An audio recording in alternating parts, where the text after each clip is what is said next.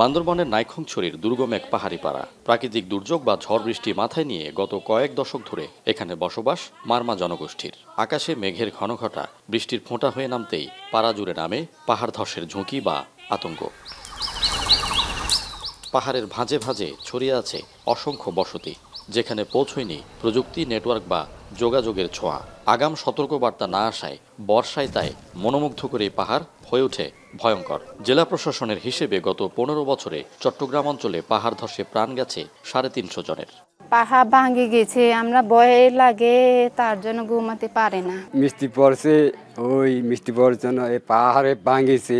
এখন আমাদের দুর্যোগের জন্য খুব বিপজ্জনক। বাংলাদেশ আবহাওয়া অধিদপ্তরের তথ্য অনুসারে এ সময় দমকা হাওয়া ও বজ্রপাত সহ ভারী থেকে অতি ভারী বৃষ্টিপাতের সম্ভাবনা রয়েছে।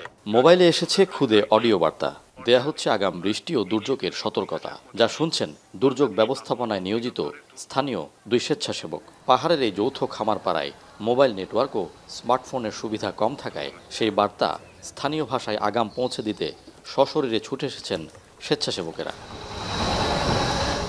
ইউরোপীয় কমিশনের সহায়তায় আন্তর্জাতিক সংস্থা সেভ দ্য চিলড্রেনের একটি প্রকল্পের মাধ্যমে বান্দরবনের লামা ও নাইখংছড়ির অন্তত 6000 মানুষ আগেই জানতে পারছেন পাহাড় ধসের ঝুঁকির খবর, যেখানে কারিগরি সহায়তা দিচ্ছে বাংলাদেশ আবহাওয়া অধিদপ্তর ও স্থানীয় একটি সংস্থা।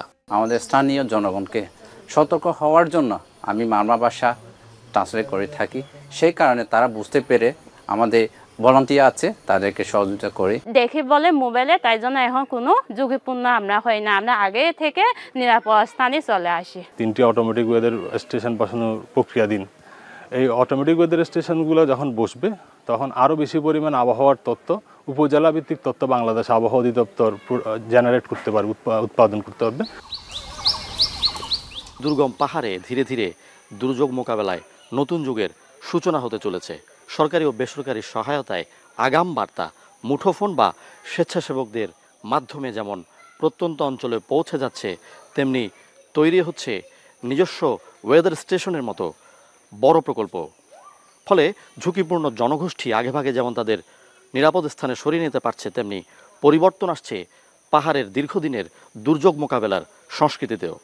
নাইখংছড়ির হর্টিকালচার সেন্টারে স্বয়ংক্রিয় একটি ক্ষুদ্র ওয়েদার স্টেশন, যেখান থেকে বৃষ্টিপাতের তথ্য বিশ্লেষণ করে স্থানীয় কৃষকদের চাষাবাদে আগাম তথ্য দেয়া হয়। প্রকল্পের আওতায় এমন অটোমেটিক ওয়েদার স্টেশন এবার পাহাড় ধসের ঝুঁকি শনাক্তে বসানো হবে বান্দরবনের লামা ও নাইখংছড়ি উপজেলায়। অটোমেটিক ওয়েদার স্টেশনকে আমরা সম্পৃক্ত করতে পারি, তাহলে এই দুর্যোগের ফলে যে এই এলাকার মানুষ, বিশেষ করে ভূমিধসে যে বিপন্ন, তা অনেক বহুলাংশে কমে যাবে। আমরা আমাদের যে ভলান্টিয়ারগুলো রয়েছে, ভলান্টিয়ারকে আমরা হোয়াটসঅ্যাপ গ্রুপের মাধ্যমে সেই মেসেজটা আবার দিচ্ছি। ওনারা আমার এলাকার যেগুলা ঝুঁকিপূর্ণ এলাকা রয়েছে ওইখান থেকে, ওই ঘরবাড়ি থেকে ওনারা সরিয়ে আশ্রয়ন প্রকল্পতে নিয়ে আসতেছে। বৃষ্টিপাতের রেকর্ড 150 থেকে 250 মিলিমিটার ধরা পড়লেই আবহাওয়া অধিদপ্তর থেকে জারি হবে সতর্কতা। ফাইসাল করিম, এখন, বান্দরবান।